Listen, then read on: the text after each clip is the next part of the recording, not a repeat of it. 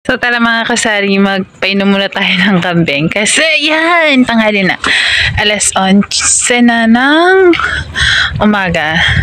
At yan, tulog kasi si baby. So may time tayo na puntahan yung kambing. Pero pagkasing siya, sinasama ko rin siya. So sumasakay kami dito sa bike.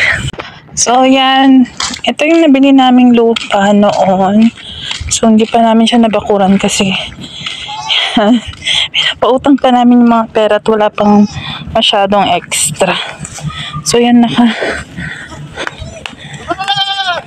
takas yung mga kambing. Yan. Ayan. Ayusin muna natin sila.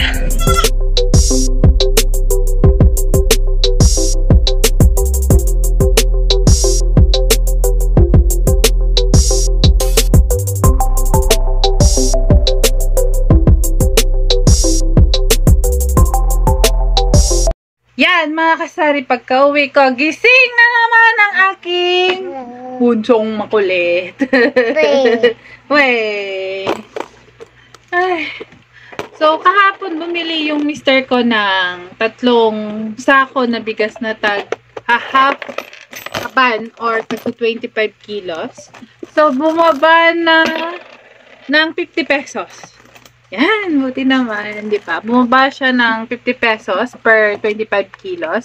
At sana magtuloy-tuloy na. So, pumunta ako doon kanina, nagpa-inom ng kambing. At may nagpapa-reaper na ng mga palay nila. So, good sign yun. Kasi pag ganyang halos sabay-sabay na yung mga nag-aani yan, ay talagang medyo kahit papano, di ba? Sana nga bumaba na nga ng sobra-sobra, di ba?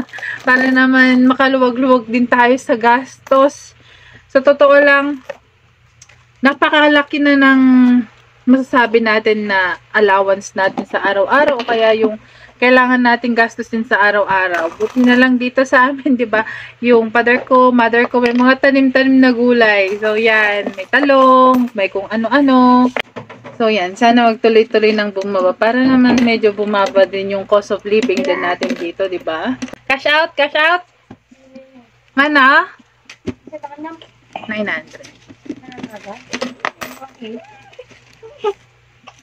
900 ata. Wait lang. Let me check. Oh, 900. Ano pa? So, yan. May nag-cash out. Sa totoo lang, kung wala talaga kaming mga extrang pinagkakakitaan maliban dito sa sari-sari store, ay talagang masasabi ko na maaabutan talaga kami ng gastos. Kasi sa school na lang, baon ng anak ko, pagkain namin, kung ano-ano pa, diaper ni baby, diba? So, sobrang hirap ipagkasya ng kinikita ng sari-sari store kung dito lang kami aasa. Kasi hindi naman po kami nasa maraming tao, so limited po yung napagbibentahan namin dito kasi nga nasa dulong-dulong na talaga kami ng barangay namin. So, nagkukwenta ako ngayon ito. Ito ko, dito namin nilalagay yung mga sinisingil namin sa bayan. So, nasabi ko naman sa inyo, di ba, na nagpapautang kami doon. So, yan.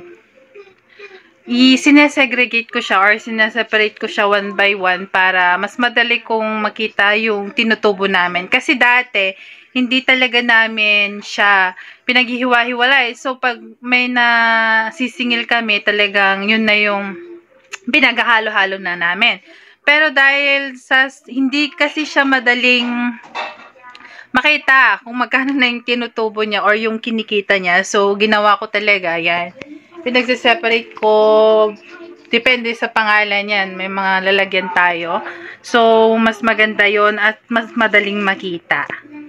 Dali, pakita ko sa inyo yung ibang listahan namin. So, ganito yung iba. So, yan. Ito, 12,000. Yung nakuha niya, or 10,000 sabi ko na, kasi may 2,000 na patong. Pero, ang pagkakaiba kasi dito sa amin, sa ginagawa kasi namin, kahit magkano yung ibigay nila hanggang sa matapos, minsan nga hindi sila nagulog. So, nakikita natin dito sa listahan. So, yan. Ganito yung paniningil namin. So, araw-araw siya, nasa mga, ang tawag doon, nasa mga customer na namin o mga pinapautang namin kung magkano yung kaya nila. So, yan. Hindi tayo namimilit. At syempre, nasa sa atin na din yung desisyon, di ba, kung magkano or i-renew pa ba natin sila. So, nasa sa atin na yon or nasa sa amin na yon kung talagang maganda silang magbayad or hindi.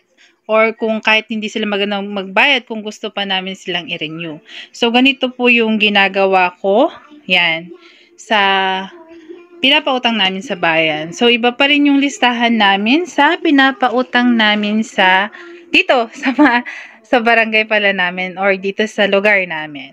So, yan mga kasari, nandito na tayo sa ating sari-sari store at ito naman yung listahan ng mga ano natin dito.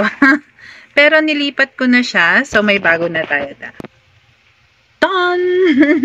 So, nakabili na tayo ng bagong listahan kasi puno na yon. Nilipat ko na rin. Yan. So, yan, inayos ko na rin para naman yan, yung mga pautang natin dito sa ating mga kabaryo o sa ating kapitbahay. Yan, yung mga pautang naman tayo kahit pa paano. At kumikita naman tayo buwan-buwan. So, isa yan sa talagang pinagkakakitaan namin dito sa aming lugar. So, yan, maganda magpautang ng mga pera, bigas. Dito sa amin maraming nagpapautang ng mga bigas. Tapos pinapatungan nila ng 100 o kaya 200 per kaban. Pero ako hindi po kami nagpapautang ng bigas. So pera muna at hindi talaga namin maharap yung ibang mga gawain. So, ayan, maganda magpautang pero pinipili or piliin lang natin kung may balak man tayo kasi mahirap na, 'di ba, dito sa ating sari-sari store, alam naman natin merong mga madaling magbayad, meron naman yung marunong magbayad pero kailangan singilin, tapos meron naman yung sinisingil tapos mahirap pang magbayad. So yan, tulad din dito sa pagpapautang natin sa sari-sari store at pagpapautang din ng pera, dapat pinipili din natin or kinikilala din natin na mabuti yung mga binibigyan natin. So, yan mga kasari, ganyan yung ginagawa talaga namin, yung mga pinapautang namin sa bayan, tsaka dito sa aming lugar. So, dito sa barangay po namin ay per month ang tubo. So, nasa sa kanila na kung babayaran nila agad yung puhunan, pero basta yung tubo po ay buwan-buwan po nila binibigay or buwan-buwan po namin silang sinisingil. So, hindi po siya everyday kasi nga po, hindi naman po business yung meron po sila dito, which is wala silang niro-rolling araw-araw. So, kung meron lang po silang mga pinagkakakitaan, yung mga ganyan sa bukid po, syempre yung mga trabaho sa bukid, yung mga nagbibilad, yung mga kahit ano pong mga trabaho na pwedeng pasukan o kaya yung mga may sariling trabaho po sa mga company, ganyan. So, ganun po. Every month po yung ginagawa po namin doon. Pero sa bayan po ay everyday po kaming naniningil. Para naman, di ba, mas madali at mas mabilis kasing i-rolling yung pera pag gano'n. Siyempre, pag may nasingil ka ngayon, pwede mo na namang ipautang kung merong utang na alam mo namang good payer. Pero sa pagpapautang po kasi, dapat marunong ka or magaling kang kumilatis ng tao na marunong magbayad. Or bago kasi, ang ginagawa po namin, bago po namin sila binibigyan, ay talagang nagtatanong po kami sa iba or kinikilala po muna namin silang mabuti kung kaya ba nila talagang bayaran yung hinihiram nila sa amin. So, napakahirap po kasi ngayon na magbitaw ng pera, tapos hindi na mababayaran, diba? Pero, gaya nga po ng sabi ko, kahit dito sa tindahan, kung nagpapautang ka, kahit sa ano, kung nagpapautang ka talaga, meron talagang hindi marunong magbayad. Pero, yan, gaya nga ng sabi ko, kung nagpautang ka, part na yan. Meron talaga at meron na hindi magbabayad. So, tanggapin natin yan minsan. So, kami minsan ang ginagawa talaga namin pag ganon, kinakausap na namin siya ng mabuti. So, kahit hulugan na lang siya, kahit ilan na lang yung kaya nilang ibigay hanggang sa mabayaran na yung utang nila. So, kung may utang pa silang mga 3,000 o 4,000, 5,000, depende kung magkano pa yung natirang utang nila. Kung kaya nilang magbigay ng 500 a week or 500 a month, or kung magkano man yung kaya nilang ibigay sa, kunwari, buwan-buwan, ganyan, hanggang sa mabayaran na lang nila yung kanilang utang. At kung nabayaran na nila, nasa sayo naman na yon kung bibigyan mo naman na ulit o hindi. So, nasa atin na yung choice, diba, na nagpapautang, kung magbibigay pa ba tayo o hindi na sa pinapautangan natin. So, yan. Pero habang naniningil tayo, kami talaga dinadaan kasi po namin sa magandang usapan. So, pag hindi na po nila kayang bayaran, ang ginagawa po talaga namin ay hindi na po namin dinadagdagan yung tubo. So, kung ano na lang po yung utang nila, hanggang sa mabayaran po nila ay hulog-hulugan na po talaga. Or kung magkano po yung kaya nilang ibigay. So, yun yung ginagawa po namin. Talagang pinapabayad na lang po namin sa kanila. At gaya nga ng sabi ko nga, di ba? Nasa sa atin na yun kung bibigyan pa natin sila or hindi. So, nagkikipag-usap kami ng maayos. Yun lang yung ginagawa namin. Tapos, hindi namin sila sinisigawan, ganyan. Hindi namin sila nagagalitan. Lalong-lalo na kung maraming tao, di ba? Although, minsan, nagagalit ka din, pero, syempre, yung dalawa na lang kayo. Mas maganda kasi yung ganun. Para naman hindi siya mabainan mabainan ni Ilocano. Ay, mapahiya. Yan, di ba? Maging pasensyoso tayo pag ganito talaga yung ginagawa natin. At maging strict din tayo. Huwag din yung bigay ng bigay kahit kanino. So yan, isa yan sa mga pinagkakakitaan talaga namin at malaking tulong sa amin dito. At pandadag talaga sa gastos, pambayad ng mga bayarin yan. At yan yung at yung puhunan ko talaga noon, dati, ay galing sa utang. Nung nag-start kaming nagpautang sa bayan, ay galing din sa utang. Wow! Iniram ko siya sa ECF or Eduardo Cuangco Foundation. Yun yung pangalan ng pinagutangan ko dati, which is lending din yon. 15,000 yung starting na ginawa namin na pinautang din namin siya. So, arawan yun. So, tapos may ipon ako noon na 5,000 pesos. So, doon kami nagsimula.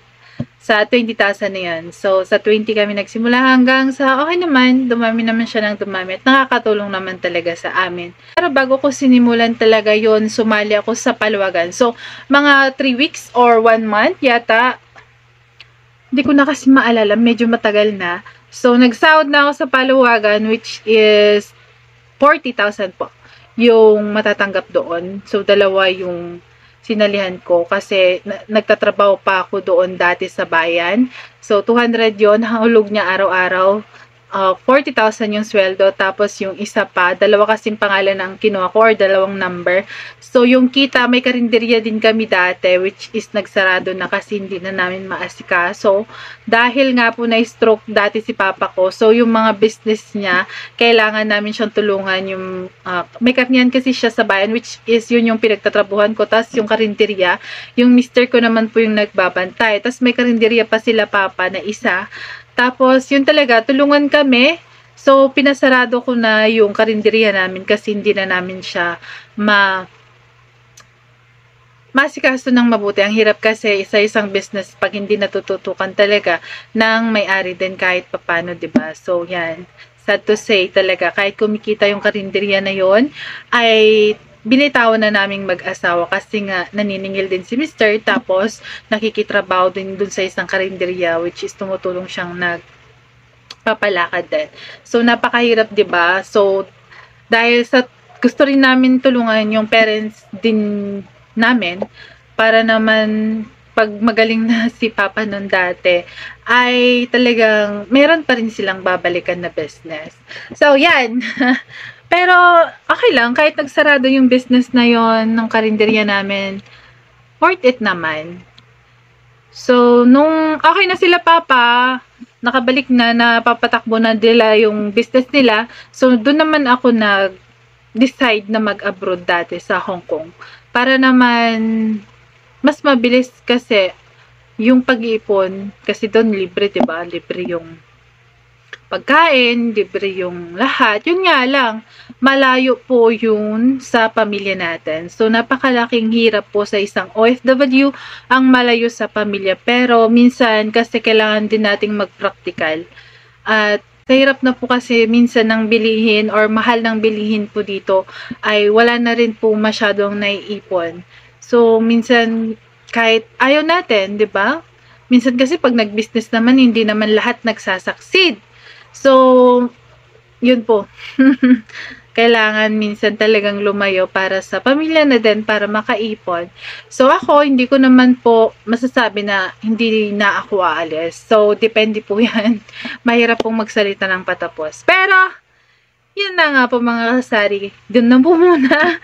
At yan, gising na naman kasi si baby. So, naglalaro sila ni Mr. sa labas.